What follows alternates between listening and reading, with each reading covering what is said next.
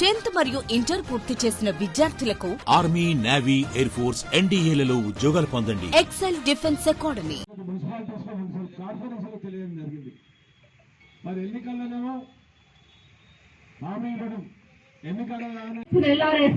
LRS గురించి రేవంత్ రెడ్డి గారు ఏం మాట్లాడిండ్రు?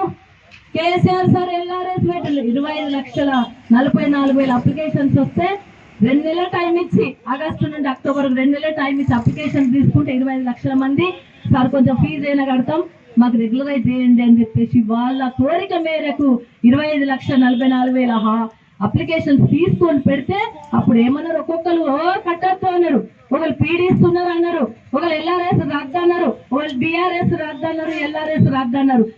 ఏకంగా ముఖ్యమంత్రి గారైతే రేవంత్ రెడ్డి గారైతే కేసీఆర్ గారు ఎంఆర్ఎస్ కూడా చేస్తారని, మ్యారేజ్ రిజిస్ట్రేషన్ స్కీమ్ కూడా పెడతారని మాట్లాడిండు. మరి ఇవాళ నువ్వేం చేస్తున్నావు రేవంత్ రెడ్డి గారు? మీరేం చేస్తుంది ఇప్పుడు?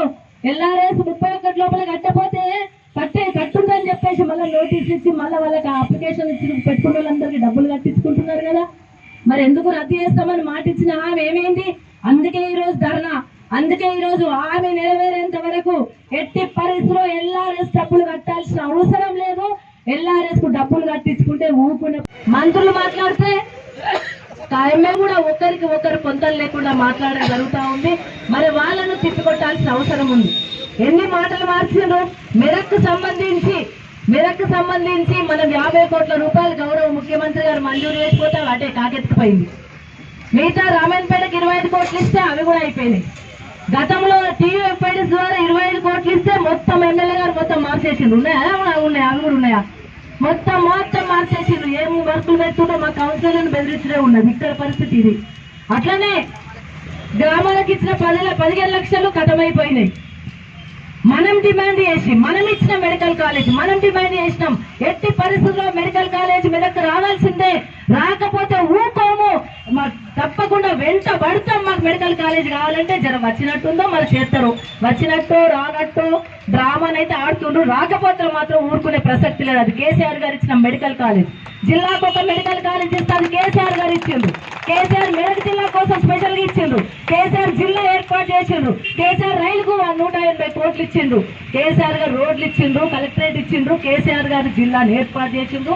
ఇదంతా కూడా కేసీఆర్ గారు అభివృద్ధి. 4 చెక్ డ్యామ్లు ఇచ్చినాం, హల్దీవాగులకు నీళ్లు ఇచ్చినాం, గణపురం ఆనకట్టకు నీళ్లు ఇచ్చినాం. అన్ని రకాల అభివృద్ధి జరిగింది కేసీఆర్ వాళ్ళని. నేను ఒకటే అడుగుతా ఉన్నాను, కౌన్సిలర్లను బెదిరించడో వాళ్ళని బెదిరించడో కాదు. 25 కోట్లు టీయూఎఫ్ఐడిస్ యాజ్ ఇట్ ఈస్ గా ఏ వర్క్స్ అయితే మనం ఇంపార్టెంట్ అని పెట్టినామో ఆ వర్క్స్ యాజ్ ఇట్ ఈస్ చేయాలి. లేదంటే కొత్త వర్కులు తీసుకురండి, కొత్త పైసలు తీసుకొచ్చి అభివృద్ధి చేయండి. కానీ మాకున్న పైసలు మా కళ్యాణ లక్ష్మి చెక్కులు ఇచ్చి నేను సంతకాలు పెట్టిన కళ్యాణ లక్ష్మి చెక్కులు ఇచ్చేసి మేము కాంగ్రెస్ పార్టీ ఇస్తుందంటే కరెక్ట్ కాదు. ఇప్పుడు వచ్చే దాంట్లో ఇప్పుడు మీరు పెట్టంటే మేము అభ్యంతరం చెప్తలేము.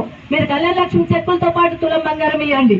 కరెంట్ బిల్లు 200 యూనిట్లు మాఫీ చేస్తున్నారు. ఖచ్చితంగా ప్రతి ఇంటికి 200 యూనిట్లు మాఫీ చేయాల్సి